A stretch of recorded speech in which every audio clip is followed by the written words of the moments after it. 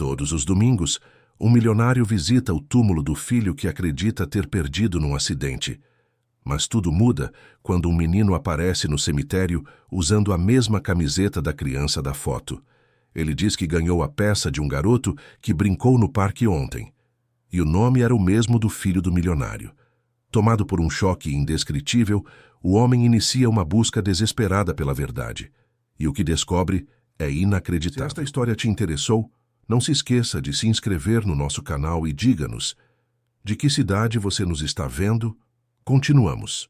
Prometo que essa vai ser a melhor história que você vai escutar na sua vida.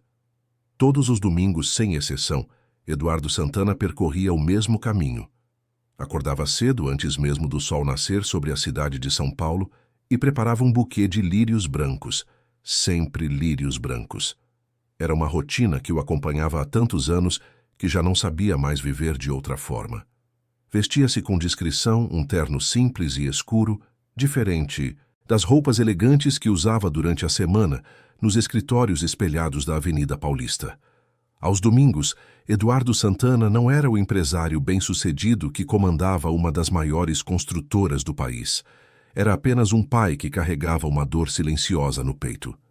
O cemitério ficava na zona oeste da capital paulista, cercado por muros altos e árvores antigas que pareciam testemunhas mudas de todas as histórias guardadas ali dentro. Eduardo conhecia cada curva do caminho, cada pedra do trajeto até aquele lugar específico onde costumava se ajoelhar. O vento frio da manhã de agosto cortava o rosto, trazendo consigo o cheiro de terra úmida e folhas secas. O céu estava carregado de nuvens cinzentas, como se o próprio universo compartilhasse da melancolia que ele sentia. Diante da lápide, Eduardo depositava os lírios com cuidado. Havia uma fotografia emoldurada ali, protegida por vidro, mostrando um menino de sorriso largo e olhos brilhantes, Miguel, seu filho. A criança usava uma camiseta listrada colorida, com faixas vermelhas, azuis, amarelas e verdes. Eduardo lembrava perfeitamente do dia em que aquela foto foi tirada. Tinham ido ao Parque Ibirapuera, e Miguel não parava de correr, de rir, de pedir para subir nas árvores. A camiseta era a favorita dele, um presente que a avó havia trazido de uma viagem ao Nordeste. Aquele dia tinha sido perfeito. Como Eduardo desejava poder voltar no tempo e reviver cada segundo daquele passeio. Mas o tempo não volta. E o que veio depois foi uma sequência de acontecimentos que transformaram sua vida em um deserto emocional. Miguel tinha apenas 6 anos quando o acidente aconteceu. Eduardo não gostava de pensar nos detalhes, mas eles voltavam sempre, como fantasmas insistentes. Tinha sido no trânsito caótico de uma tarde de quinta-feira, no caminho de volta da escola. Um motorista imprudente, uma freada brusca, a colisão inevitável. Miguel foi levado às pressas para o Hospital São Judas, um dos mais conceituados da região, mas as horas que se seguiram foram um borrão de desespero e informações confusas. Os médicos não permitiram que Eduardo visse o filho. Disseram que era melhor assim, que seria traumático demais.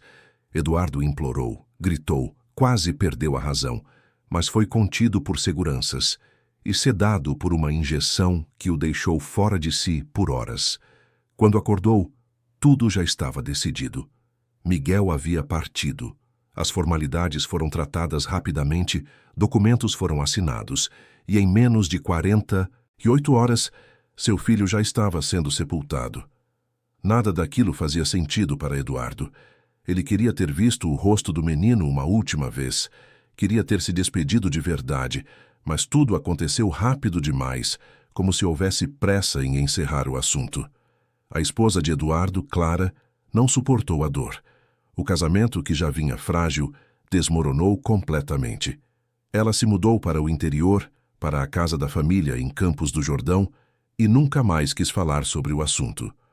Eduardo ficou sozinho em São Paulo, mergulhado no trabalho e nas visitas dominicais ao cemitério. A vida se tornou mecânica. Durante a semana, Eduardo se enterrava em contratos, reuniões, projetos de construção. Sua empresa crescia, os lucros aumentavam, mas nada daquilo preenchia o vazio que Miguel havia deixado. Ele vendia apartamentos de luxo, erguia prédios comerciais, negociava com investidores internacionais, mas tudo parecia sem cor, sem propósito. O dinheiro se acumulava na conta bancária, mas Eduardo não sentia prazer em nada. Aos domingos, voltava ao cemitério, e era o único momento em que se permitia sentir algo além da frieza automática do dia a dia. Os funcionários do cemitério já o conheciam bem. Dona Irene, a zeladora que cuidava daquela ala, sempre o cumprimentava com um aceno discreto. Ela respeitava seu silêncio e nunca tentava conversar além do necessário. Eduardo agradecia por isso. Não queria simpatia nem palavras de consolo. Queria apenas aqueles minutos de solidão ao lado da memória do filho. Naquela manhã de domingo, igual a tantas outras, Eduardo se ajoelhou diante da lápide e começou seu ritual silencioso. Limpou o vidro da fotografia com um lenço que sempre carregava no bolso. Arrumou os lírios no vaso de mármore, fechou os olhos e tentou se conectar com alguma coisa que não sabia mais, se acreditava. Talvez uma dimensão espiritual, talvez apenas a própria memória. Não importava, era o que tinha. O vento soprou mais forte, balançando as copas das árvores ao redor. Folhas secas caíram sobre o chão de pedra. Eduardo abriu os olhos e suspirou fundo. Estava prestes a se levantar quando ouviu passos atrás de si, passos leves, quase infantis. Virou-se e viu um menino parado a poucos metros de distância. O garoto devia ter uns 6 ou 7 anos. Estava vestido com uma calça jeans surrada e uma camiseta simples. Tinha o cabelo castanho bagunçado pelo vento e segurava uma flor murcha na mão. Parecia tímido, com os olhos fixos no chão, como se estivesse esperando permissão para se aproximar. Eduardo franziu a testa. Era incomum ver crianças sozinhas naquele lugar, especialmente tão cedo pela manhã. O menino deu alguns passos hesitantes na direção de Eduardo. Ele observou que o garoto estava descalço, os pés sujos de terra e que a camiseta que vestia tinha manchas de grama. Mas foi a expressão do menino que mais chamou sua atenção. Havia algo de gentil naqueles olhos escuros, uma espécie de inocência que contrastava com a melancolia do cemitério. Eduardo se levantou, devagar, sem querer assustar a criança. O menino olhou para a lápide, depois para Eduardo, e finalmente encontrou coragem para falar. "Senhor, o senhor conhecia esse menino da foto?" A voz era fina, quase um sussurro. Eduardo sentiu um nó na garganta. Conhecia? Como explicar a um estranho, ainda mais uma criança, o que significava aquele túmulo? Ele engoliu seco e assentiu. Sim, eu conhecia. Era meu filho. O menino olhou novamente para a fotografia, depois para Eduardo, e um leve sorriso surgiu em seus lábios. Ele é muito parecido comigo, não é? Eduardo não entendeu a observação. Olhou para o menino com mais atenção. Havia de fato uma semelhança vaga. A estrutura do rosto, talvez, mas não era nada extraordinário. Crianças daquela idade costumam ter traços genéricos, difíceis de diferenciar. Eduardo não sabia o que responder, então apenas deu um sorriso educado e desconfortável. O menino continuou olhando para a foto como se estivesse fascinado. Eu brinquei com ele no parque ontem. As palavras atingiram Eduardo como um choque elétrico. Ele congelou. O coração começou a bater mais rápido. Olhou para o menino com incredulidade, tentando processar o que tinha acabado de ouvir. Como você disse? O menino repetiu, com naturalidade. Eu brinquei com ele no parque, ontem de tarde. A gente jogou bola e ele me deu essa camiseta. Nesse momento, o menino apontou para a própria camiseta que vestia. Eduardo olhou melhor e sentiu o mundo desabar sob seus pés. A camiseta era listrada. Vermelha, azul, amarela e verde. Exatamente igual à da fotografia. Exatamente igual à que Miguel usava naquele dia no Ibirapuera. Eduardo sentiu as pernas fraquejarem. Apoiou-se em uma árvore próxima, tentando recuperar o equilíbrio.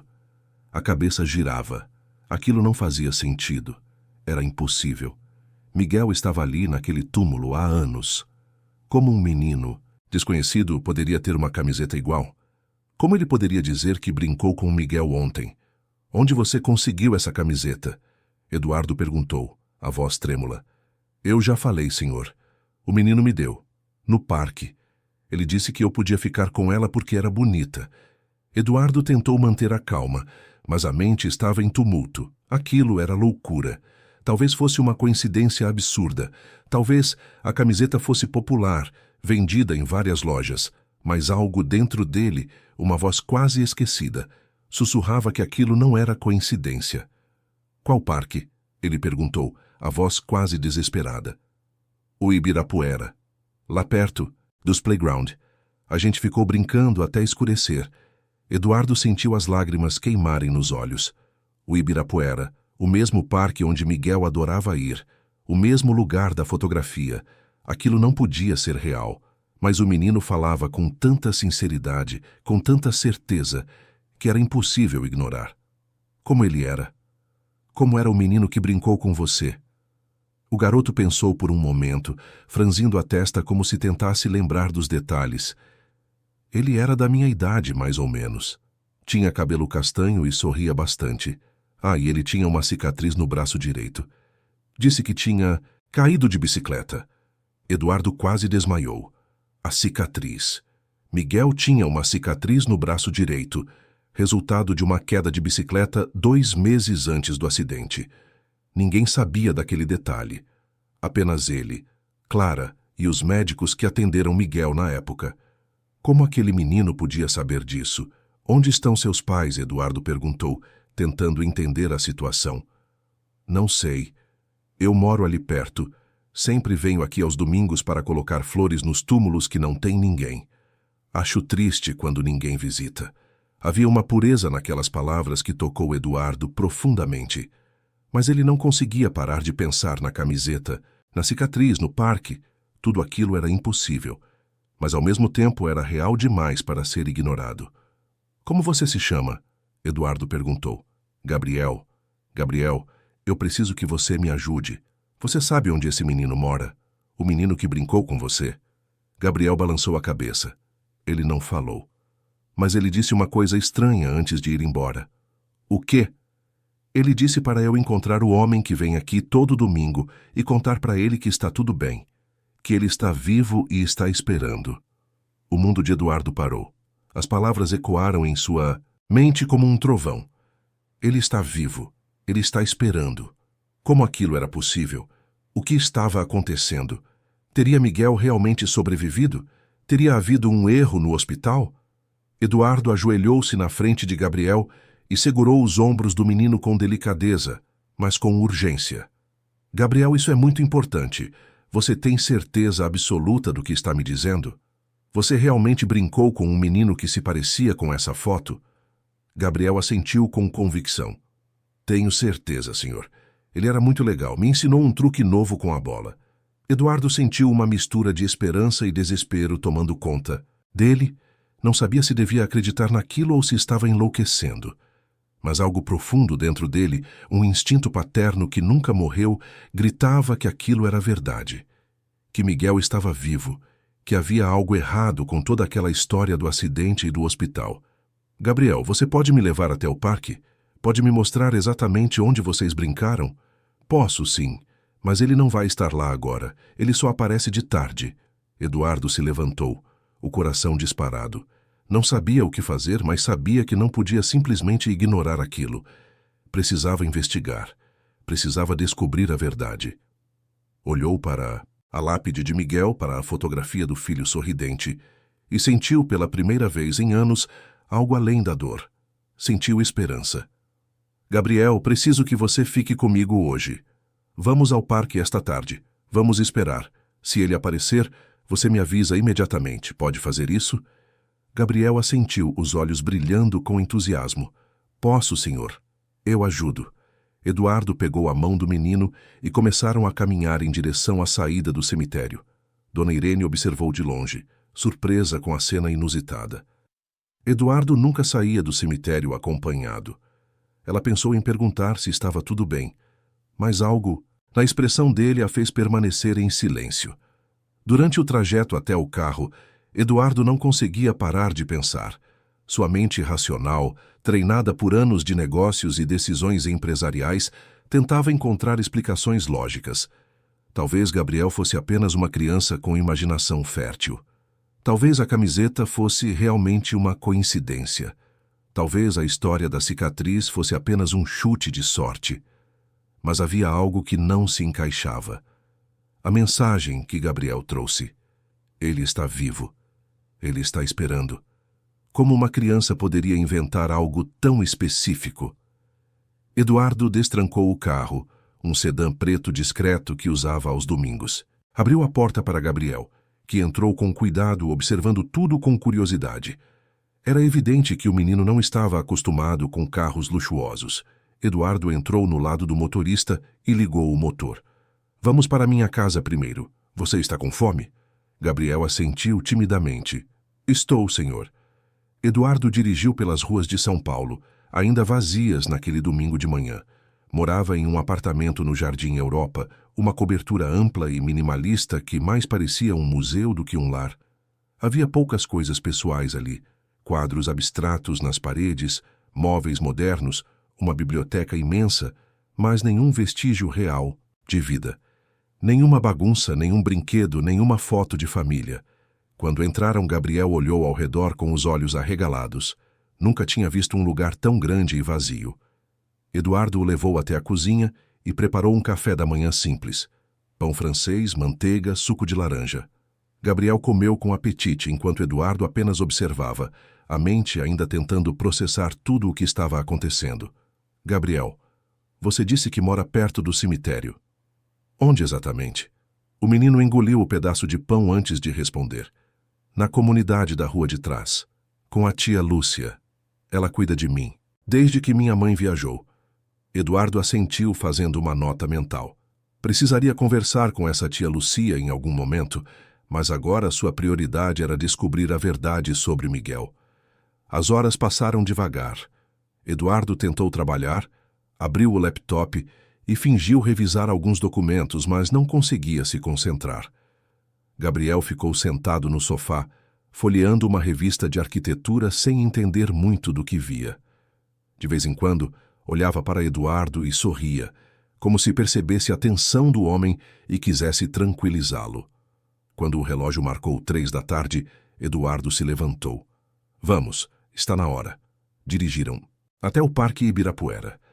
O lugar estava movimentado, como sempre aos domingos. Famílias passeavam, crianças corriam, vendedores ambulantes ofereciam pipoca e algodão doce. Eduardo seguiu Gabriel até a área dos playgrounds, perto do lago. O menino apontou para um campo gramado onde várias crianças jogavam bola. Foi aqui. A gente brincou ali. Eduardo olhou ao redor, esperando ver algo, qualquer sinal de Miguel.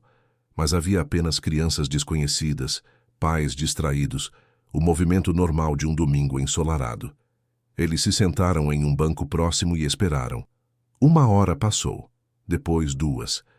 Gabriel começou a ficar inquieto, levantando-se de vez em quando para olhar em diferentes direções.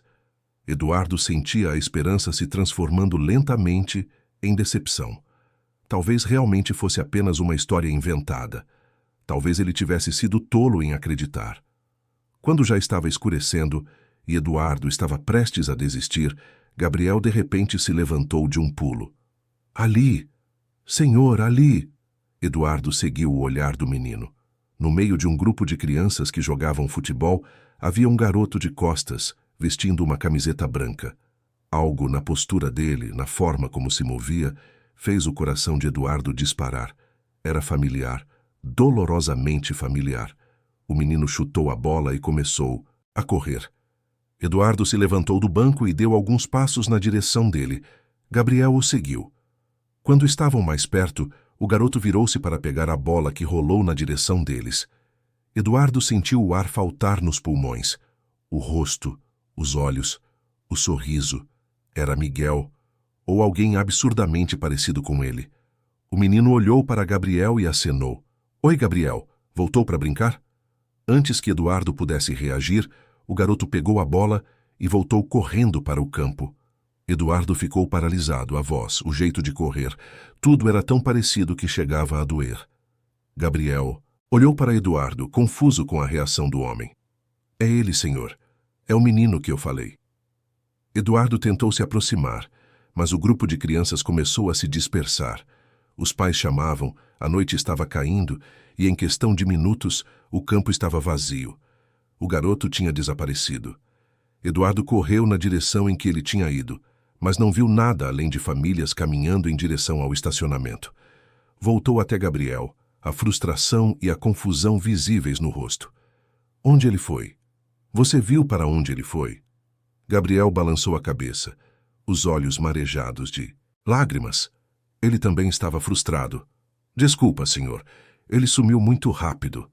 Eduardo se ajoelhou e colocou a mão no ombro do menino. Não é sua culpa, Gabriel. Você me ajudou muito. Mas agora eu preciso descobrir quem é aquele menino e onde ele mora. Naquela noite, Eduardo não conseguiu dormir. Deitado na cama, olhando para o teto escuro, ele repassava cada detalhe do dia. A camiseta, a cicatriz, o rosto do garoto no parque. Tudo apontava para uma verdade impossível, mas que seu coração insistia em acreditar. Miguel estava vivo. De alguma forma, seu filho havia sobrevivido. Mas se Miguel estava vivo, o que tinha acontecido no hospital naquela noite terrível? Quem estava naquele túmulo? E por que esconderam a verdade dele? Eduardo se levantou e foi até o escritório. Acendeu a luz e abriu uma gaveta trancada onde guardava todos os documentos relacionados ao acidente e ao sepultamento. Certidões, laudos médicos, atestados. Tudo parecia em ordem, assinado por médicos respeitáveis, carimbado por autoridades competentes. Mas Eduardo era um homem de negócios. Sabia reconhecer quando algo estava errado em um contrato, quando números não batiam, quando havia inconsistências escondidas nas entrelinhas. E agora, olhando aqueles documentos com olhos renovados, começou a perceber coisas que tinha ignorado na época, cegado pela dor e pelo desespero. A data do atestado estava errada. Não era do dia do acidente. Era 2 dias depois. A assinatura do médico responsável parecia diferente da assinatura em outros documentos do mesmo médico. O carimbo do hospital estava borrado, quase ilegível, e havia uma anotação à mão, no canto inferior de um dos laudos, que dizia simplesmente transferido. Transferido para onde? Por quê? Eduardo sentiu a adrenalina correr pelas veias. Havia algo profundamente errado naquela história, e ele iria descobrir o quê, não importava quanto tempo levasse, ou quem tentasse impedi-lo. A segunda-feira amanheceu fria e cinzenta em São Paulo. Eduardo acordou com os primeiros raios de sol ainda tímidos, atravessando as cortinas pesadas de seu quarto. Não tinha dormido mais do que 2 ou 3 horas, a mente inquieta, revisitando cada detalhe do encontro no parque. O rosto daquele menino estava gravado em sua memória com a nitidez de uma fotografia. Era Miguel, ou alguém tão parecido com ele que chegava a ser impossível. Levantou-se da cama e foi direto para o escritório. Os documentos ainda estavam espalhados sobre a mesa, exatamente onde os tinha deixado, na noite anterior. Pegou o atestado hospitalar e examinou novamente à luz do dia. A data errada, a assinatura estranha, o carimbo borrado e aquela palavra escrita à mão: transferido. Eduardo sabia que precisava agir. Não podia simplesmente esperar que a verdade caísse do céu. Precisava ir ao Hospital São Judas, conversar com médicos, revirar arquivos se fosse necessário. Sua experiência como empresário o tinha ensinado que informações valiosas estão sempre escondidas em lugares que ninguém se dá ao trabalho de procurar. E ele estava disposto a revirar cada gaveta, cada arquivo, cada canto daquele hospital até encontrar respostas. Vestiu um terno cinza escuro, tomou um café rápido e saiu do apartamento ainda antes das 8 da manhã. O Hospital São Judas ficava na Zona Sul, um prédio imponente de 10 andares com fachada de vidro e metal. Era conhecido por atender a elite paulistana, oferecendo tecnologia de ponta e médicos renomados. Eduardo tinha escolhido aquele hospital anos atrás justamente por sua reputação impecável. Agora, olhando para o edifício, sentia uma mistura de raiva e desconfiança. Estacionou o carro e entrou pelo saguão principal. O lugar estava movimentado, como sempre. Pacientes aguardavam consultas, enfermeiros transitavam com pranchetas, atendentes digitavam em computadores.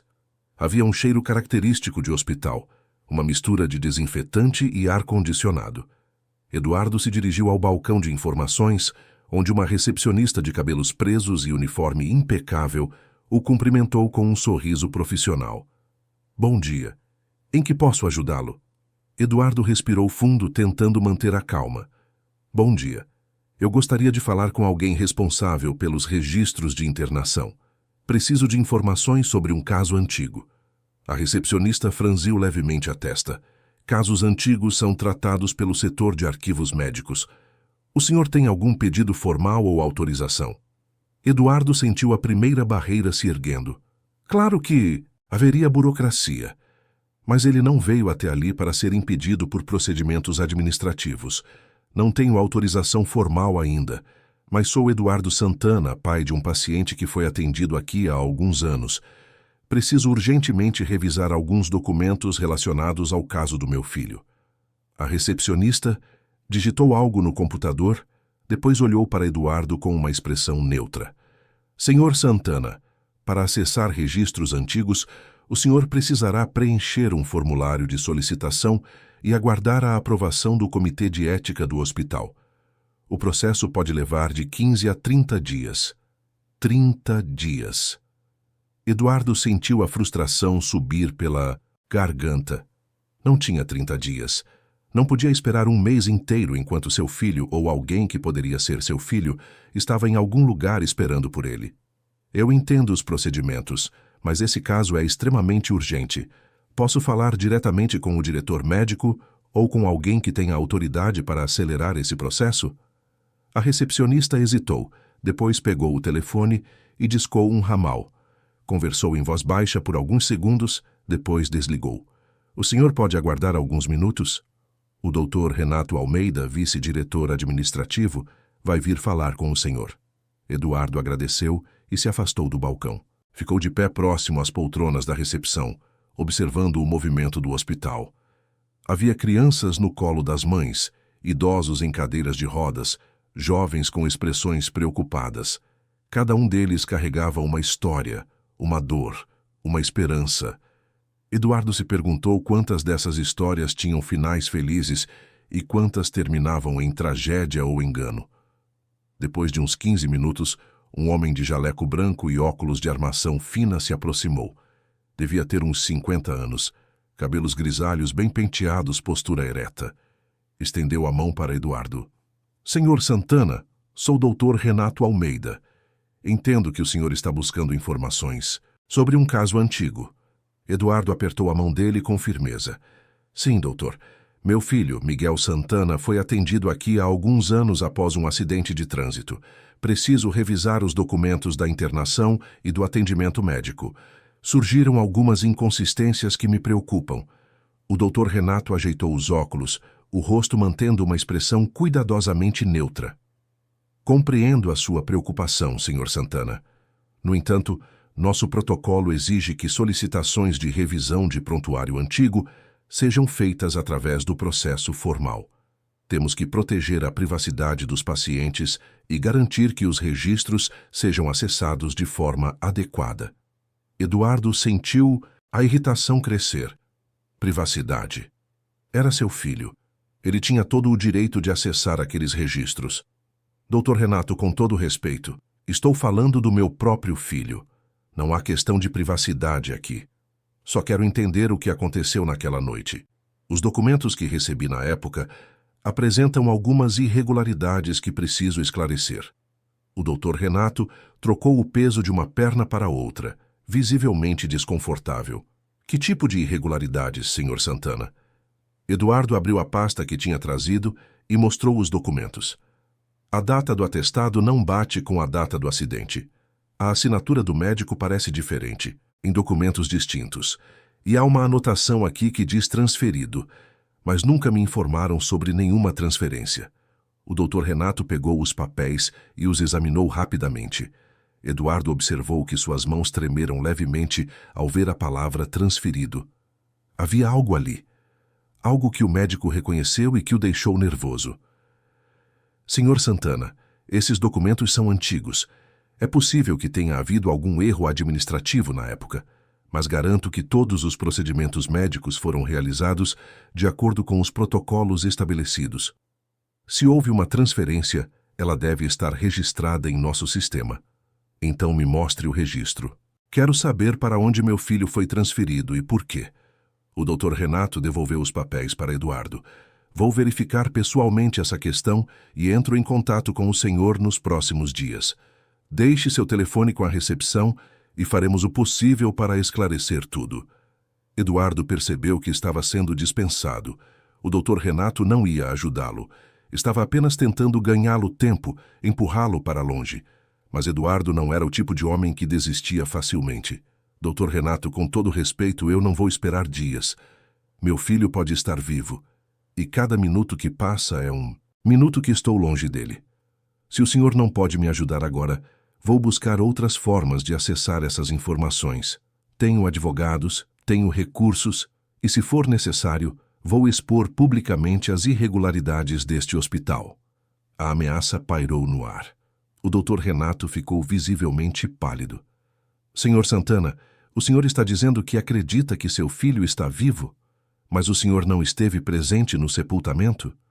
Estive, mas nunca vi o corpo. Vocês não me deixaram ver e agora tenho razões para acreditar que houve um erro, uma troca, algo que vocês estão escondendo. O Dr. Renato olhou ao redor, verificando se alguém estava ouvindo. Depois se aproximou de Eduardo e baixou a voz.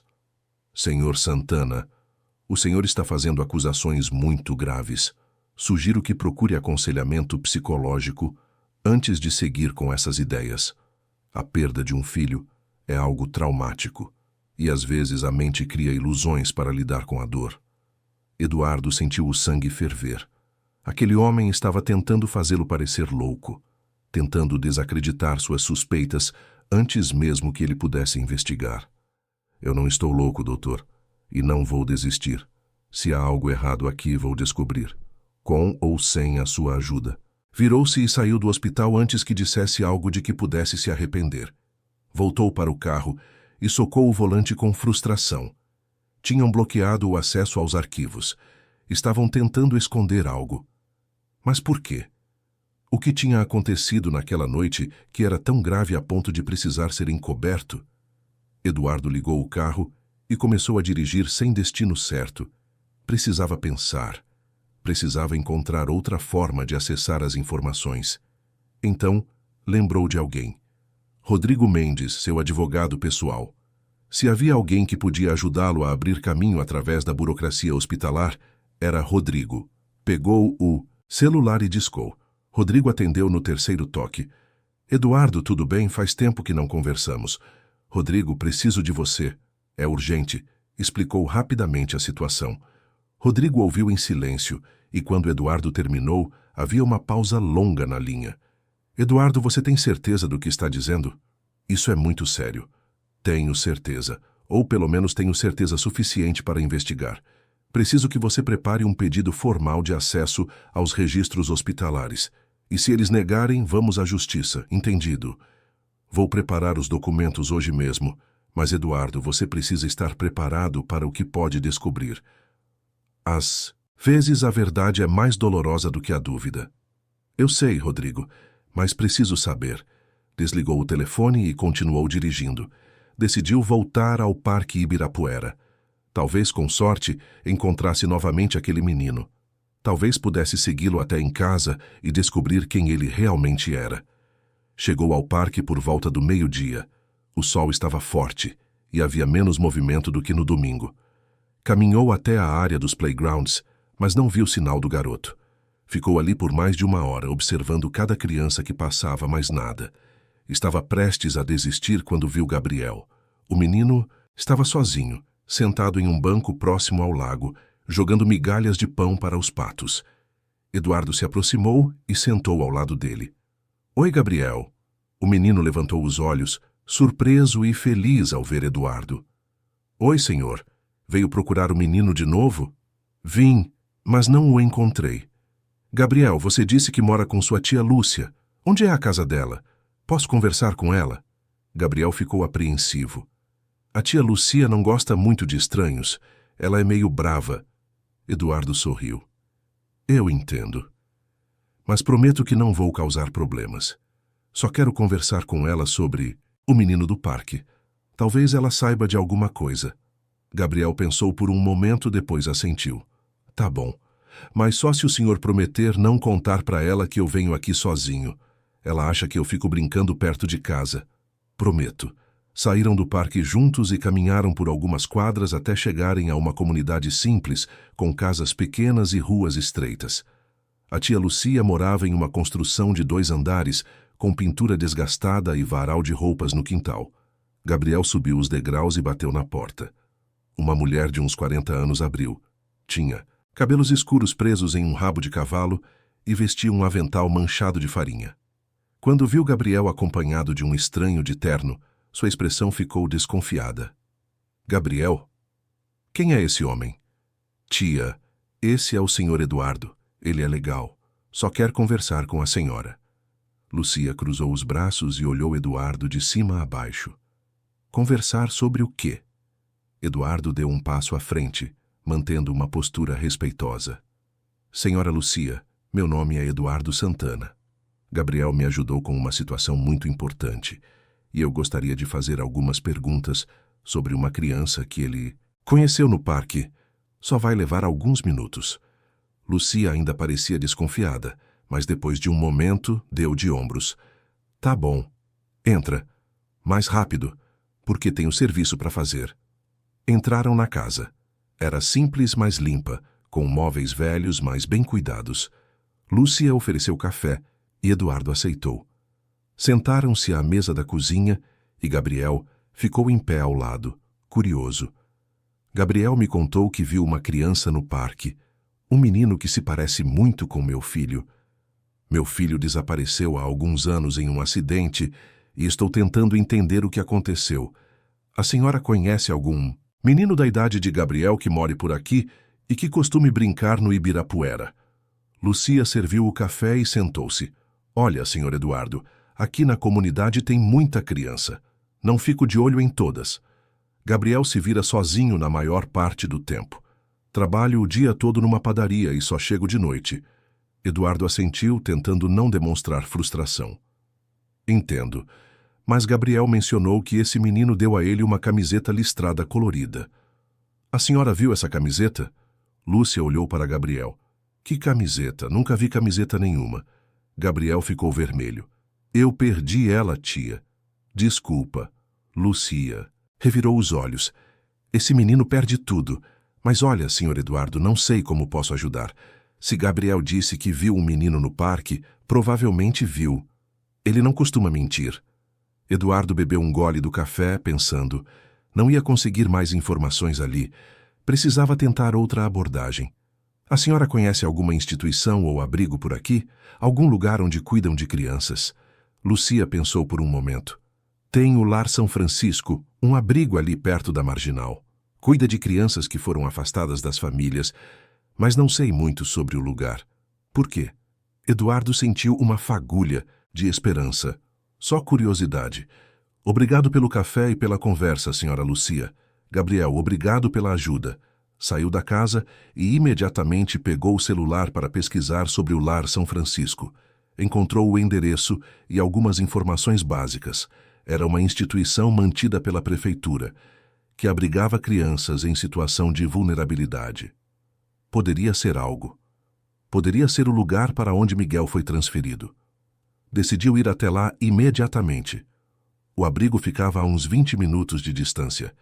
Era um prédio térreo cercado por grades, com um pequeno pátio na frente onde algumas crianças brincavam. Eduardo estacionou do outro lado da rua e observou por alguns minutos. Havia cerca de 10 crianças no pátio, todas entre 5 e 12 anos. Meninos e meninas corriam, pulavam corda, jogavam bola. Eduardo examinou cada rosto, procurando por aquele menino do parque. Mas não o viu. Decidiu entrar e tentar conversar com alguém. Atravessou a rua e tocou a campainha no portão. Uma mulher de jaleco apareceu e o olhou através das grades. Boa tarde. Posso ajudar? Boa tarde. Meu nome é Eduardo Santana. Gostaria de falar com o diretor do abrigo. Estou procurando informações sobre uma criança. A mulher franziu a testa. O senhor é parente de alguma criança daqui? Eduardo hesitou. Não podia simplesmente dizer que estava procurando o filho que supostamente tinha morrido anos atrás. Soaria como loucura. Estou investigando um caso relacionado a uma criança que pode ter sido trazida para cá há alguns anos. É muito importante. A mulher não pareceu convencida. Senhor, não podemos dar informações sobre nossos abrigados sem autorização judicial. É política da instituição para proteger as crianças. Se o senhor quer fazer alguma investigação formal, precisa trazer documentos. Mais burocracia, mais barreiras. Eduardo sentiu a frustração crescer novamente, mas manteve a calma. Eu entendo, mas posso, pelo menos falar com o diretor, só para explicar a situação? A mulher suspirou. Vou chamar a diretora, mas não prometo nada. Ela se afastou, deixando Eduardo no portão. Ele aproveitou para observar melhor o pátio. As crianças pareciam bem cuidadas, vestidas com roupas simples mas limpas. Uma funcionária supervisionava a brincadeira, sentada em um banco. Eduardo notou que havia uma janela no segundo andar do prédio, com cortinas fechadas. Algo naquela janela chamou sua atenção, mas ele não soube dizer o quê. Depois de alguns minutos, uma mulher de uns 50 anos apareceu. Tinha cabelos curtos grisalhos e usava óculos pendurados em uma corrente no pescoço. Vestia roupas formais e carregava uma prancheta. Senhor Santana, sou Beatriz Campos, diretora do Lar São Francisco. Em que posso ajudá-lo? Eduardo respirou fundo. Dona Beatriz, vim aqui porque estou procurando por uma criança que pode ter sido trazida para este abrigo há alguns anos. Meu filho desapareceu em circunstâncias estranhas e tenho razões para acreditar que ele pode estar aqui. Beatriz inclinou a cabeça, estudando Eduardo com atenção. Senhor Santana, entendo sua situação, mas não podemos simplesmente permitir que pessoas entrem aqui procurando crianças. Temos protocolos rigorosos. Se o senhor tem uma suspeita legítima, precisa entrar com um processo através dos canais apropriados.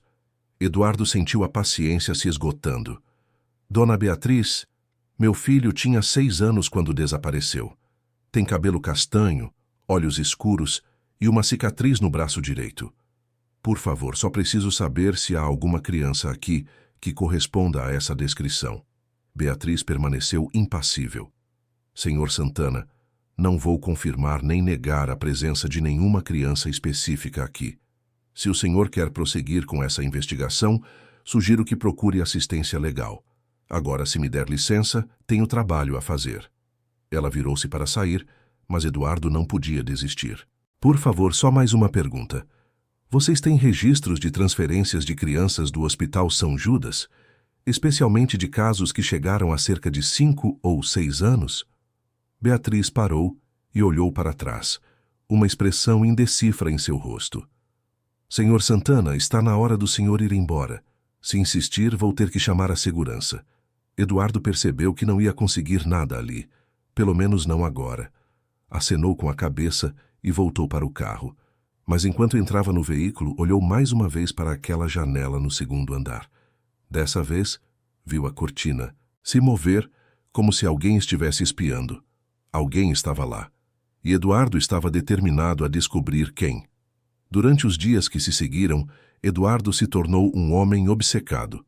Contratou um investigador particular, um ex-policial chamado Marcelo, que tinha conexões em vários hospitais e instituições da cidade. Pediu a Rodrigo que acelerasse todos os processos legais possíveis. Passou noites em claro pesquisando sobre erros médicos, trocas de pacientes, casos similares que pudessem dar alguma pista sobre o que aconteceu com Miguel. A empresa, que sempre foi sua prioridade, ficou em segundo plano. Eduardo cancelou reuniões importantes, delegou projetos para seus sócios e ignorou ligações de investidores. Nada disso importava mais. Só importava encontrar a verdade. Só importava encontrar Miguel. Marcelo, o investigador, voltou com as primeiras informações após 3 dias de trabalho. Sentaram-se no escritório de Eduardo, com papéis espalhados sobre a mesa. Eduardo conseguia algumas coisas interessantes. Primeiro, o Hospital São Judas teve um escândalo interno há cerca de 5 anos, exatamente na época do acidente do seu filho. Houve uma investigação interna sobre irregularidades no setor de emergência. 3 médicos foram afastados, mas o caso nunca veio a público. Eduardo se inclinou para a frente, o coração acelerado. Que tipo de irregularidades? Marcelo consultou suas anotações. Não consegui detalhes específicos, mas envolvia falhas no registro de pacientes e possíveis trocas de identidade. A direção do hospital abafou o caso, ofereceu indenizações sigilosas para algumas famílias e fez todo mundo assinar termos de confidencialidade. Trocas de identidade. Eduardo sentiu o sangue gelar. Era exatamente o que ele suspeitava. Você conseguiu os nomes dos médicos afastados? Consegui. Tem um tal de Dr. Fernando Pacheco, que era o chefe da emergência na época. Foi aposentado compulsoriamente. Tem também a doutora Silvia Mendes e o Dr. Carlos Tavares. Ambos foram transferidos para hospitais menores, no interior. E os enfermeiros? Alguém da equipe de enfermagem foi afastado?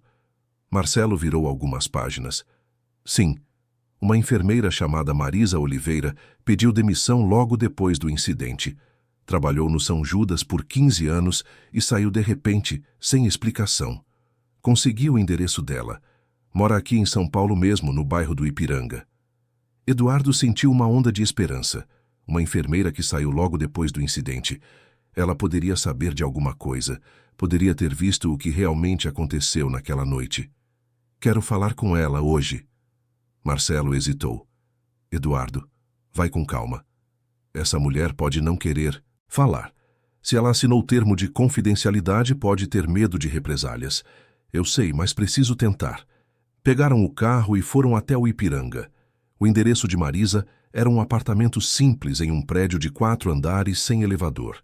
Eduardo subiu as escadas com Marcelo atrás dele. Quando chegaram ao apartamento, bateu na porta com força. Ninguém atendeu. Eduardo bateu novamente. Depois de alguns segundos, ouviram passos do outro lado. A porta se abriu apenas uma fresta, presa pela corrente de segurança. Uma mulher de uns 50 anos espiou por ali, com expressão desconfiada. Sim, Dona Marisa Oliveira. Meu nome é Eduardo Santana. Gostaria de conversar com a senhora sobre algo muito importante. Não estou interessada, por favor, vão embora. Ela tentou fechar a porta, mas Eduardo colocou o pé no caminho. Por favor, só alguns minutos. É sobre o Hospital São Judas, sobre algo que aconteceu há alguns anos. Meu filho estava envolvido. Marisa ficou pálida. Eduardo viu o reconhecimento nos olhos dela. Ela sabia de alguma coisa. Eu não trabalho mais lá. Não posso ajudar. Eu sei que a senhora saiu logo depois de um incidente. Por favor, preciso saber a verdade. Meu filho pode estar vivo, e a senhora pode ser a única pessoa que sabe o que realmente aconteceu. Marisa olhou ao redor do corredor, nervosa, como se estivesse verificando se alguém estava ouvindo. Depois, com relutância, tirou a corrente e abriu a porta. Entrem! Rápido! Eduardo e Marcelo entraram no apartamento. Era pequeno, mas bem organizado, com móveis modestos e fotografias de família nas paredes. Marisa fechou a porta e as janelas antes de sentar-se em uma poltrona velha. Vocês não podem contar para ninguém que conversaram comigo. Assinei papéis, posso ser processada. Eduardo sentou-se no sofá à frente dela. Ninguém vai saber. Eu prometo. Só preciso entender o que aconteceu.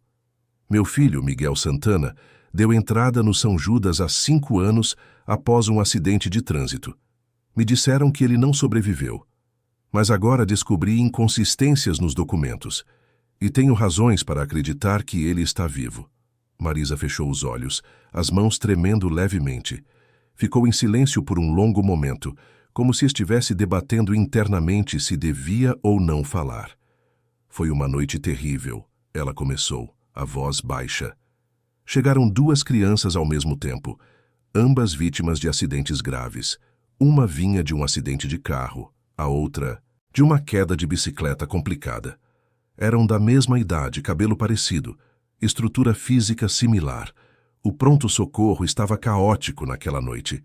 Tinha acabado de acontecer um incêndio em um prédio próximo e tínhamos dezenas de vítimas chegando ao mesmo tempo. Eduardo segurou a respiração. Estava finalmente ouvindo a verdade. Continue, por favor. Marisa abriu os olhos, mas não olhou diretamente para Eduardo. As duas crianças foram levadas para salas de emergência diferentes. Eu estava cuidando de uma delas.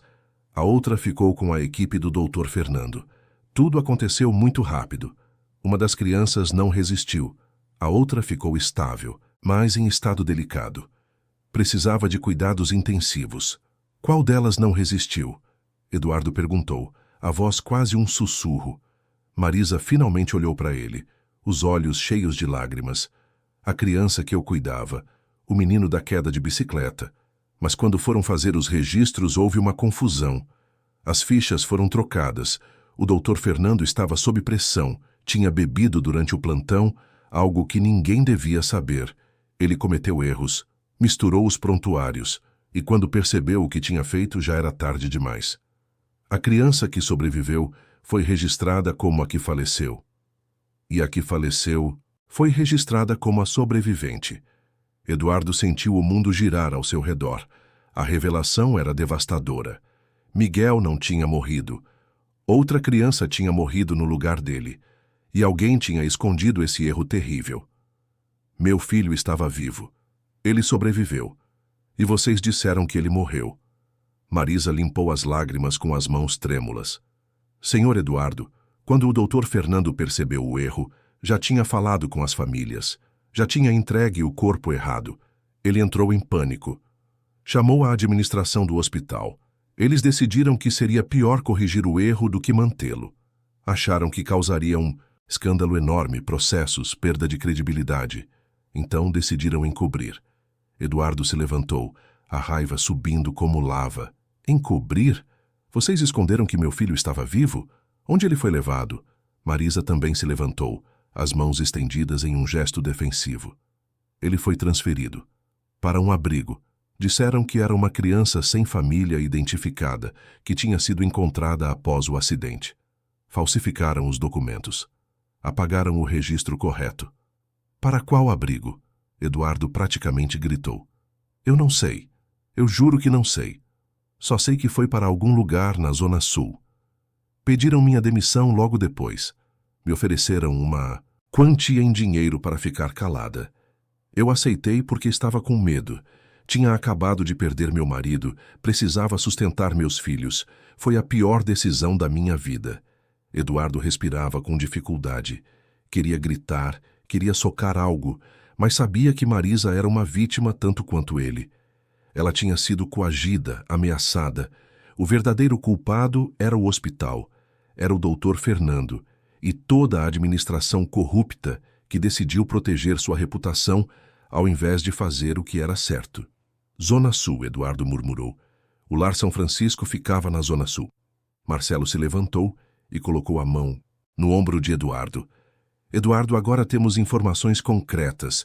Podemos ir à polícia, podemos processar o hospital, mas precisamos fazer isso da forma correta. Eduardo balançou a cabeça. Não. Primeiro preciso ter certeza. Preciso entrar naquele abrigo e ver meu filho com meus próprios olhos. Depois vamos atrás de justiça. Virou-se para Marisa, que chorava silenciosamente na poltrona. Obrigado por me contar a verdade. Sei que não foi fácil. E prometo que seu nome não vai aparecer em nada disso. Saíram do apartamento e voltaram para o carro. Eduardo estava tremendo, uma mistura de adrenalina, raiva e esperança percorrendo suas veias. Miguel estava vivo. Seu filho estava vivo. E ele ia trazê-lo de volta, não importava o que fosse necessário.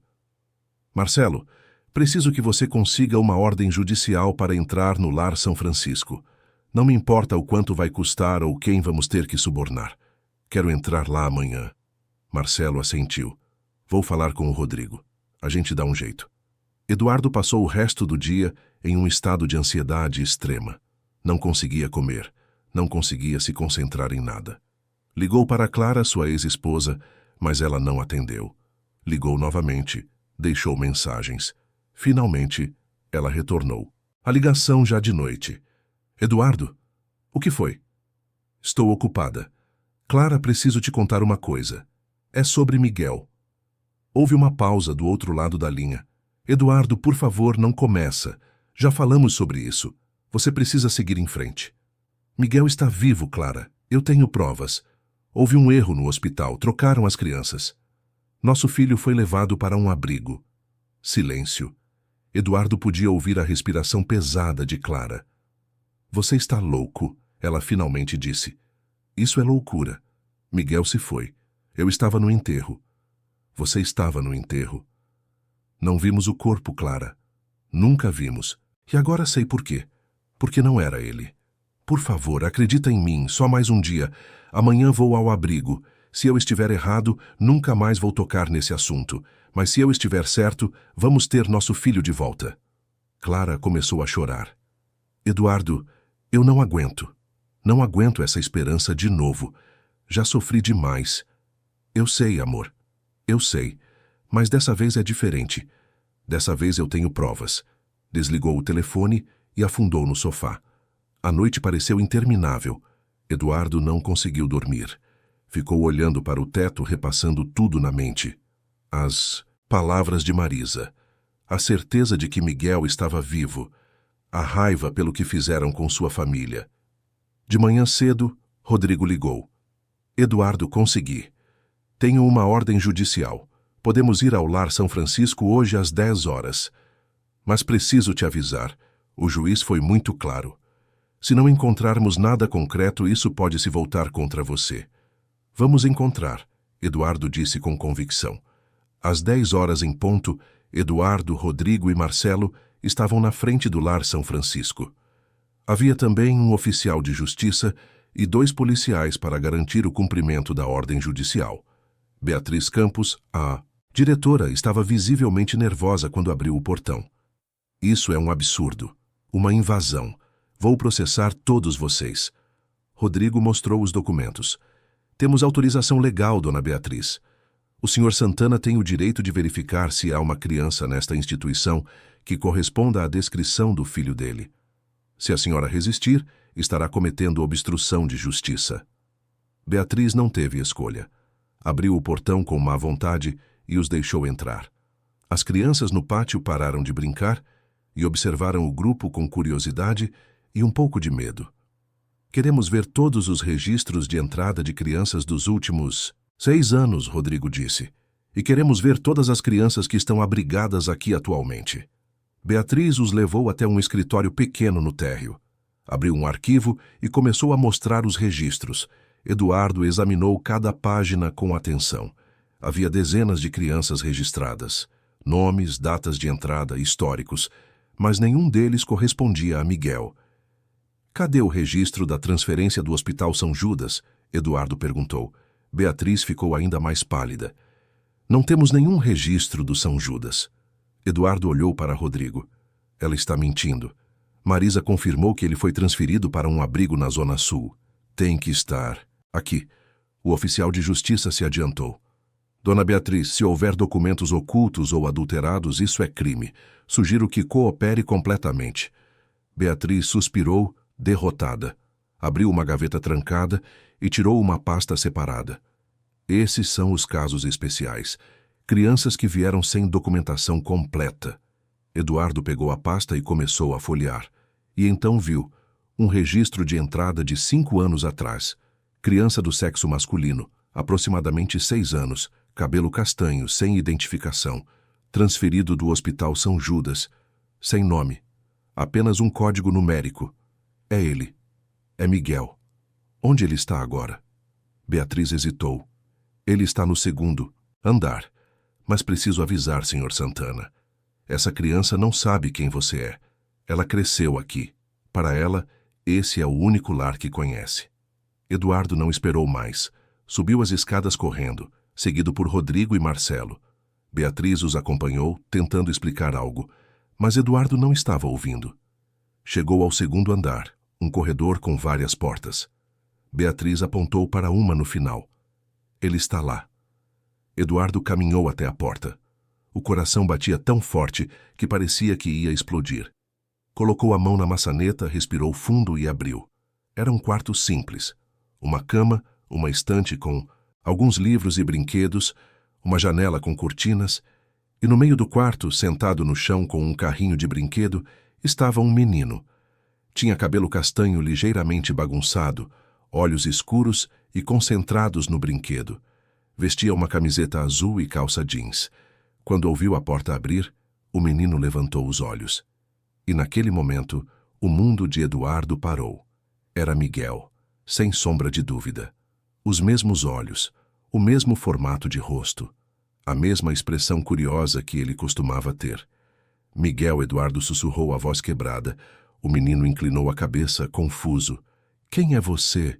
Eduardo deu um passo à frente, as lágrimas rolando livremente pelo rosto. Eu sou seu pai. O menino ficou em pé, ainda segurando o carrinho. Olhou para Beatriz atrás de Eduardo, como se buscando confirmação ou proteção. Eduardo notou então. O braço direito do menino tinha uma cicatriz. A mesma cicatriz que Miguel tinha da queda de bicicleta. Você tem uma cicatriz no braço, Eduardo disse apontando. Você caiu de bicicleta quando tinha 5 anos. Estava tentando andar sem rodinhas pela primeira vez. O menino olhou para o próprio braço, surpreso. Como você sabe disso? Porque eu estava lá. Eu te levei ao hospital. Eu segurei sua mão enquanto costuravam o corte. E eu disse que você era o menino mais corajoso do mundo. O menino ficou em silêncio, processando aquelas palavras. Havia algo em seus olhos, uma centelha de reconhecimento, como se alguma memória antiga estivesse tentando emergir. Eduardo se ajoelhou para ficar na altura do garoto. Seu nome não é qualquer código. Seu nome é Miguel, Miguel Santana. E você não estava sozinho. Você tem uma família. Você tem um pai que nunca parou de te procurar. O menino deu um passo hesitante na direção de Eduardo, depois outro. E de repente, como se uma represa se rompesse, ele correu e se jogou nos braços de Eduardo, deixando o carrinho cair no chão. Pai, ele sussurrou, a voz abafada contra o ombro de Eduardo. Eduardo o abraçou com força, sentindo o corpo pequeno tremendo contra o seu. Chorou como nunca tinha chorado na vida. Chorou pela dor dos anos perdidos, pela injustiça, pela crueldade do que fizeram com eles, mas também chorou de alívio, de felicidade, de gratidão por finalmente ter seu filho de volta. Rodrigo observava da porta, os próprios olhos marejados. Marcelo virou-se para limpar o rosto discretamente. Até Beatriz parecia abalada, percebendo a magnitude do que tinha acontecido ali. Vou te levar para casa, Eduardo sussurrou no ouvido de Miguel. Vamos ficar juntos de novo, eu prometo. Os dias que se seguiram ao reencontro foram uma montanha-russa de emoções. Eduardo levou Miguel para casa naquela mesma tarde, com autorização judicial temporária, enquanto os trâmites legais eram resolvidos. Rodrigo trabalhou incansavelmente para garantir que nenhum obstáculo burocrático impedisse pai e filho de ficarem juntos. Afinal, os exames de DNA logo confirmariam o que o coração de Eduardo já sabia com absoluta certeza desde o momento em que viu aquele menino no quarto do abrigo. Miguel entrou no apartamento de Eduardo com uma mistura de curiosidade e apreensão. Tudo era tão diferente do ambiente simples do lar São Francisco. O teto alto, os móveis modernos, o silêncio quase reverente do lugar. Eduardo percebeu o desconforto do filho e tentou tornar tudo menos intimidador. Esse vai ser seu quarto, Eduardo disse, abrindo a porta de um dos quartos de hóspedes. Vamos deixar você decorar do jeito que quiser. Pode escolher as cores, os móveis, os brinquedos, tudo o que você quiser. Miguel entrou no quarto vazio e olhou ao redor. Depois, olhou para Eduardo com aqueles olhos que pareciam velhos demais para uma criança. Posso ter um ursinho de pelúcia? A pergunta partiu o coração de Eduardo. Claro que podia. Podia ter 1000 ursinhos se quisesse. Mas o fato de que Miguel pedia algo tão simples, tão básico, mostrava quanto ele tinha sido privado durante todos aqueles anos. Pode ter quantos quiser. Amanhã mesmo a gente vai comprar. Naquela primeira noite juntos, Eduardo preparou um jantar simples. Macarrão com molho de tomate, o prato favorito de Miguel quando era pequeno. Ele não sabia se o menino ainda gostava, se aquelas memórias Antigas ainda existiam em algum lugar da mente dele, mas queria tentar. Sentaram-se à mesa, um de frente para o outro. Miguel comeu em silêncio, observando Eduardo de vez em quando com um olhar avaliativo. Havia uma barreira entre eles, anos de separação que não podiam ser apagados em um dia. Mas Eduardo estava determinado a reconstruir aquele vínculo, tijolo por tijolo, memória por memória. Miguel, Eduardo começou suavemente, eu sei que tudo isso é muito confuso para você. Eu entendo. Mas quero que saiba que sempre te amei, nunca parei de procurar por você. Nem um dia sequer. Miguel colocou o garfo no prato. A tia Beatriz dizia que meus pais não me queriam, que por isso eu estava lá. Eduardo sentiu a raiva subir novamente, mas a controlou. Beatriz tinha mentido para Miguel, mas provavelmente tinha sido instruída a fazer isso pela própria administração do abrigo. Tudo fazia parte do encobrimento. Isso não é verdade, Miguel. Eu sempre te quis. Você é a coisa mais importante da minha vida. O que aconteceu foi um erro terrível. Pessoas mentiram, esconderam a verdade. Mas agora estamos juntos de novo e eu vou fazer tudo para compensar o tempo que perdemos. Miguel ficou em silêncio por um momento, depois perguntou com voz pequena. E minha mãe, onde ela está? Eduardo suspirou. Clara tinha prometido vir no dia seguinte. Ela estava em choque, ainda processando tudo, mas concordou em vir ver Miguel. Ela vai chegar amanhã. Ela também te ama muito. Só está um pouco assustada agora. Naquela noite, Eduardo ajudou Miguel a se instalar. Deu a ele roupas limpas, mostrou como funcionava o chuveiro, deixou uma luz noturna acesa para que ele não tivesse medo no escuro. Quando Miguel finalmente se deitou na cama, Eduardo se sentou ao lado dele. Você quer que eu fique aqui até você dormir? Miguel assentiu. Eduardo pegou um livro da estante e começou a ler em voz baixa. Era um livro infantil sobre aventuras de piratas, algo que tinha comprado anos atrás com a intenção de ler para Miguel, mas nunca teve a chance. Agora finalmente tinha. Miguel adormeceu antes do final da história, a respiração ficando suave e regular. Eduardo ficou ali por mais alguns minutos, apenas observando o rosto tranquilo do filho. Tantas vezes tinha sonhado com esse momento. Tantas vezes tinha imaginado como seria ter Miguel de volta. E agora que era real, parecia quase impossível acreditar. Levantou-se devagar para não acordá-lo e saiu do quarto, deixando a porta entreaberta. Foi para seu próprio quarto, mas não conseguiu dormir. Ficou deitado no escuro, pensando em tudo o que precisava fazer. Precisava garantir que o hospital fosse responsabilizado. Precisava se certificar de que ninguém mais sofreria o que ele e Clara sofreram. Precisava transformar aquela dor em algo positivo. Na manhã seguinte, Clara chegou. Eduardo a viu pelo interfone, ainda linda apesar dos anos de sofrimento visíveis em seu rosto. Tinha os olhos inchados, como se tivesse passado a noite chorando. Quando ele abriu a porta, ela entrou sem dizer nada, apenas olhando ao redor como se estivesse em um lugar estranho. Onde ele está? Ela perguntou, a voz trêmula. No quarto. Ainda está dormindo. Clara caminhou pelo corredor como se estivesse em transe. Eduardo a seguiu. Ela parou na porta do quarto de Miguel e ficou ali por um longo momento, apenas olhando para o menino que dormia pacificamente na cama. É ele. Ela sussurrou. Deus do céu, Eduardo, é realmente ele. As lágrimas começaram a cair. Eduardo colocou a mão no ombro dela e, pela primeira vez em anos, eles compartilharam algo além da dor.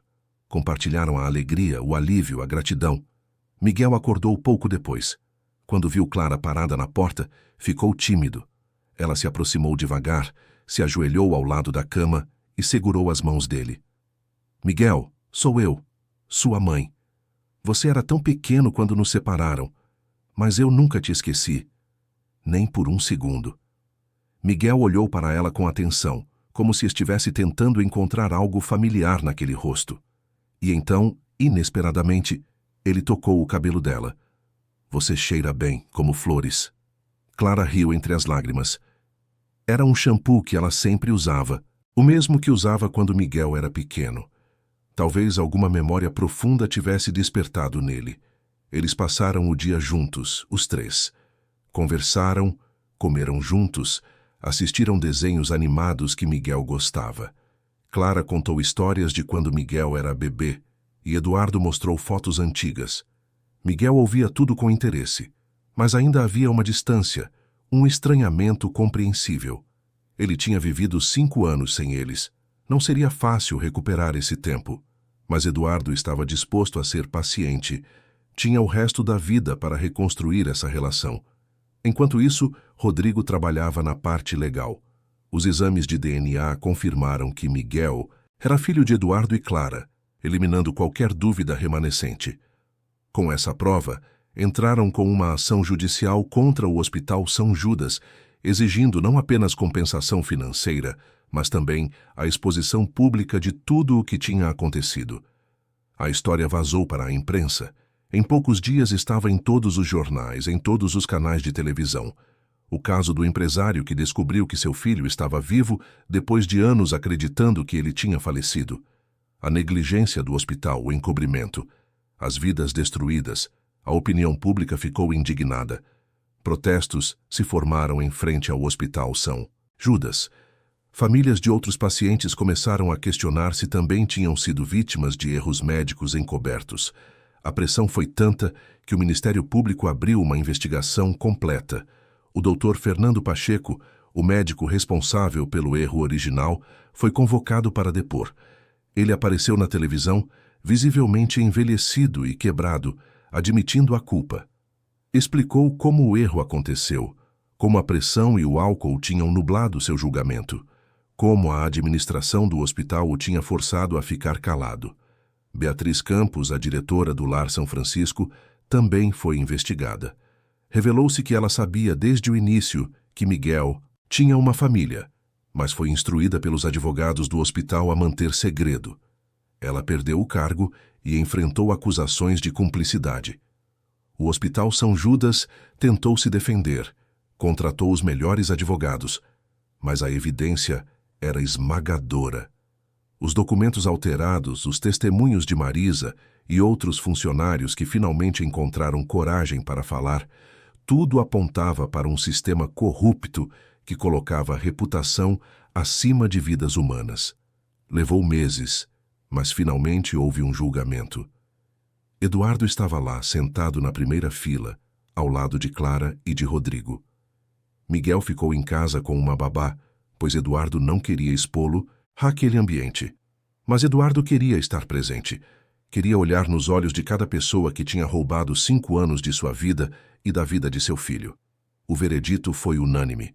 O hospital foi considerado culpado de negligência grave, falsificação de documentos e obstrução de justiça.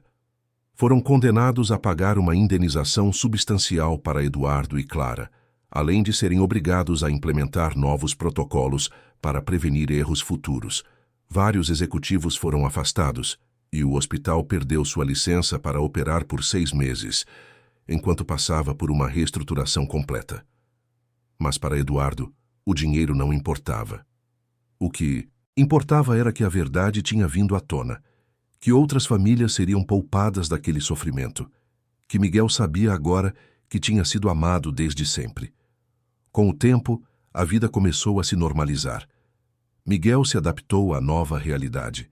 Começou a chamar Eduardo de pai com mais naturalidade, embora ainda houvesse momentos de hesitação, de estranhamento. Clara visitava regularmente, e aos poucos eles começaram a reconstruir sua relação como família, mesmo que de forma diferente do que tinha sido antes. Eduardo tomou uma decisão importante, vendeu sua participação na empresa de construção e usou parte do dinheiro da indenização para criar uma fundação. A Fundação Miguel, dedicada a ajudar famílias de crianças desaparecidas. Ofereciam apoio legal, investigadores particulares, terapia psicológica, tudo gratuitamente. Eduardo queria que sua dor se transformasse em algo que pudesse ajudar outros. A fundação operava de um escritório pequeno, mas eficiente na região central de São Paulo. Eduardo passava seus dias ali, trabalhando em casos, conversando com famílias desesperadas, organizando buscas. Era um trabalho difícil, emocionalmente desgastante, mas também profundamente gratificante. Cada criança encontrada, cada família reunida, era uma vitória que justificava todo o esforço. Miguel também participava da fundação. Nas tardes, depois da escola, ia ao escritório e ajudava como podia. Organizava documentos, fazia desenhos para as crianças que esperavam notícias, conversava com outros meninos e meninas que também tinham sido separados de suas famílias. Sua presença ali era terapêutica tanto para ele quanto para os outros. Era a prova viva de que milagres acontecem, de que a esperança vale a pena. Cerca de 6 meses depois do reencontro, Eduardo decidiu fazer algo que vinha planejando há semanas. Queria voltar ao cemitério. Não para chorar sobre um túmulo que nunca deveria ter existido, mas para fechar aquele ciclo. E queria fazer isso com Miguel, ao seu lado. Num domingo de manhã, pegaram o carro e dirigiram até o cemitério na zona oeste. Miguel ficou quieto durante o trajeto, olhando pela janela e observando a cidade passar. Quando chegaram, Eduardo estacionou e os dois saíram juntos. Caminharam pelo cemitério até aquele lugar familiar onde Eduardo tinha passado tantos domingos. A lápide ainda estava lá, com a fotografia de Miguel criança sorrindo. Eduardo se ajoelhou e limpou o vidro da foto, um hábito que persistia, mesmo sabendo que não fazia mais sentido. Miguel ficou ao lado dele, olhando para sua própria imagem. É estranho ver meu rosto aqui, ele disse. Eduardo passou o braço pelos ombros do filho. Essa lápide representa muita dor, Miguel, mas também representa amor. Porque mesmo achando que tinha te perdido, eu vinha aqui todo domingo sem falta. Porque nunca esqueci você. Nunca parei de te amar. Miguel se inclinou contra Eduardo. Eu sei, pai, eu sei. Ficaram ali por alguns minutos em silêncio, e então Eduardo decidiu que era hora de ir. Estava se levantando quando ouviu uma voz familiar atrás dele. Senhor Eduardo. Virou-se e viu Gabriel, o menino que tinha iniciado tudo com sua história no parque. Gabriel corria na direção deles com um sorriso enorme no rosto, seguido por uma mulher que Eduardo assumiu ser a tia Lucia. Gabriel parou na frente deles, ofegante de tanto correr. Senhor, o senhor encontrou ele? O menino do parque. Ele está bem. Eduardo sorriu e colocou a mão na cabeça de Gabriel. Encontrei sim, Gabriel, e é tudo graças a você. Se você não tivesse me contado sobre o menino no parque, eu nunca teria descoberto a verdade. Gabriel ficou vermelho de orgulho. Lucia se aproximou, a expressão gentil. Então era verdade tudo o que o Gabriel falou. Achei que fosse imaginação de criança. Eduardo balançou a cabeça. Era verdade. Seu sobrinho é um herói. Ele salvou minha família. Lucia olhou para Gabriel com carinho. Sempre soube que esse menino era especial. Eduardo então teve uma ideia. Abriu a carteira e tirou um cartão de visita da Fundação Miguel. Lucia, quero fazer uma coisa. Gabriel me ajudou quando eu mais precisava. Quero retribuir. Esse é o cartão da minha fundação. Se vocês precisarem de qualquer coisa, educação, saúde, moradia, qualquer coisa, é só me ligar. Vou garantir que Gabriel tenha todas as oportunidades que merece. Lucia pegou o cartão com as mãos trêmulas, os olhos marejados. Senhor Eduardo, não sei o que dizer. Muito obrigada. Eduardo abraçou Gabriel. Obrigado, Gabriel. Você trouxe meu filho de volta para mim. Nunca vou esquecer isso. Gabriel olhou para Miguel e sorriu. Você parece mais feliz agora. Miguel sorriu de volta. Estou muito mais feliz. Eles se despediram de Gabriel e Lucia e voltaram para o carro. Mas antes de ir embora, Eduardo olhou mais uma vez para a lápide. Decidiu que ia providenciar a remoção dela. Não fazia mais sentido manter aquilo ali. Miguel estava vivo, estava ao seu lado, e era isso que importava. Dirigiram até o Parque Ibirapuera, o lugar onde tudo tinha começado. Caminharam juntos pela grama, observando outras famílias brincando, crianças correndo, vendedores oferecendo pipoca. Era uma cena comum de domingo, mas para Eduardo tinha um significado especial. Sentaram-se em um banco próximo ao lago. Miguel ficou olhando os patos nadando. Pai, posso fazer uma pergunta? Claro, filho. Por que você nunca desistiu de mim? Eduardo pensou por um momento antes de responder. Porque amor verdadeiro não desiste, Miguel. Não importa quanto tempo passe, não importa quão difícil seja, um pai nunca desiste de seu filho. Você é parte de mim, sempre foi, sempre será. Miguel segurou a mão de Eduardo. Eu gosto de estar aqui com você. Eduardo apertou a mão do filho, sentindo as lágrimas querendo vir novamente, mas dessa vez eram lágrimas de felicidade. Eu também, Miguel. Eu também. Ficaram ali até o sol começar a se pôr, pintando o céu de tons dourados e alaranjados. A brisa suave carregava o riso de outras crianças, e Eduardo sentiu uma paz que não experimentava há anos. A dor ainda existia, as cicatrizes ainda estavam lá, mas agora também havia esperança. Também havia futuro. Enquanto caminhavam de volta para o carro, Eduardo pensou em tudo o que tinha acontecido. A dor da perda, a obsessão pela verdade, as barreiras que teve que derrubar, as mentiras que teve que desmascarar e, finalmente, o reencontro que mudou tudo. A vida tinha tirado 5 anos dele com Miguel. 5 anos que nunca poderiam ser recuperados, mas tinha dado a ele uma segunda chance, uma oportunidade de recomeçar, de ser o pai que sempre quis ser, de construir novas memórias que seriam tão fortes quanto as antigas. Miguel correu à frente, virando-se para olhar Eduardo com um sorriso. Vamos, pai. Você é muito... Devagar. Eduardo riu e acelerou o passo. Espera aí, campeão. Ainda consigo te alcançar. Correram juntos pelo parque e naquele momento tudo estava bem. Tudo estava certo. Pai e filho juntos novamente como sempre deveria ter sido. As semanas se transformaram em meses e os meses em anos. A vida seguiu seu curso. Miguel cresceu, fez amigos na escola, desenvolveu novos interesses. Às vezes, ainda tinha pesadelos sobre o abrigo, sobre os anos de solidão, mas Eduardo sempre estava lá para confortá-lo, para lembrar que agora estava seguro, que tinha uma família. Clara também reconstruiu seu vínculo com o filho. Ela e Eduardo nunca voltaram a ser um casal. As feridas eram profundas demais para isso, mas se tornaram amigos unidos por um amor comum por Miguel. Ela se mudou de volta para São Paulo e alugou um apartamento próximo, visitando o filho regularmente. Nos fins de semana, Miguel alternava entre a casa de Eduardo e a de Clara, aprendendo a amar os dois de formas diferentes. A Fundação Miguel prosperou. Ajudaram dezenas de famílias a reencontrar seus filhos. Nem todos os casos tinham finais felizes, mas cada esforço valia a pena. Eduardo se tornou uma voz importante na defesa de reformas no sistema hospitalar e de proteção à criança. Dava palestras, participava de comissões, lutava para que nenhuma outra família passasse pelo que ele passou.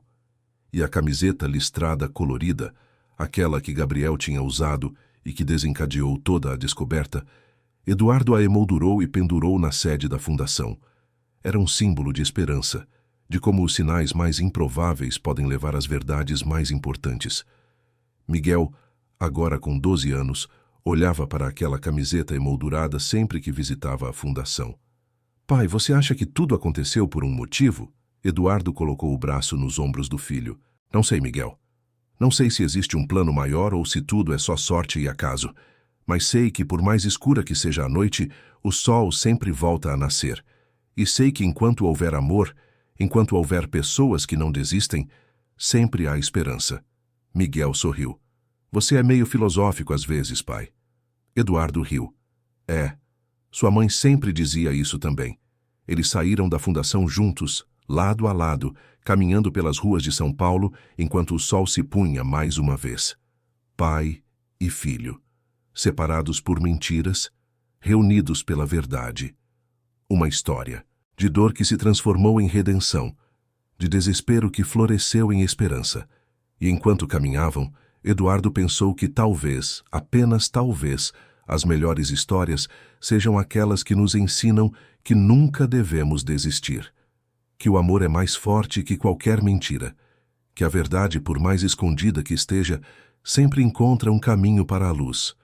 A jornada tinha sido longa e dolorosa, mas no final, cada lágrima tinha valido a pena, porque agora, finalmente, Eduardo Santana tinha de volta a coisa mais preciosa que o mundo poderia oferecer: tinha seu filho, e isso era tudo o que importava. Fim da história. Queridos ouvintes, esperamos que a história de Eduardo e Miguel tenha tocado profundamente o seu coração. Se você se emocionou com essa jornada de dor, esperança e reencontro, deixe seu like, inscreva-se no canal e conte nos comentários qual foi o momento que mais te marcou.